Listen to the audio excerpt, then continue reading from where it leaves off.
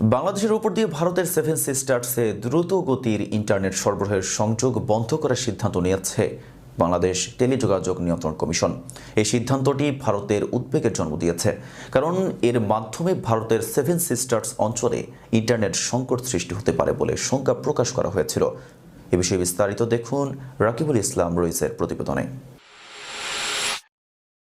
ভারতের উত্তর পূর্বাঞ্চলীয় 7 রাজ্য ত্রিপুরা, অরুণাচল প্রদেশ, আসাম, মিজোরাম, মণিপুর, মেঘালয় ও নাগাল্যান্ডকে কেন্দ্র করে মেঘা প্রকল্প বাস্তবায়ন করছে ভারত সরকার।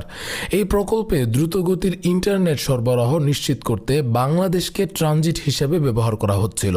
তবে সম্প্রতি বাংলাদেশ টেলিযোগাযোগ নিয়ন্ত্রণ কমিশন বিটিআরসি ওই সংযোগ বন্ধের সিদ্ধান্ত নেওয়ায় ব্যাপক আলোচনার সৃষ্টি হয়েছে। 2021 সালে প্রথমবারের মতো সমুদ্রের তলদেশ দিয়ে আসা কেবল বাংলাদেশ হয়ে ভারতের উত্তর পূর্বাঞ্চলে ইন্টারনেট সংযোগ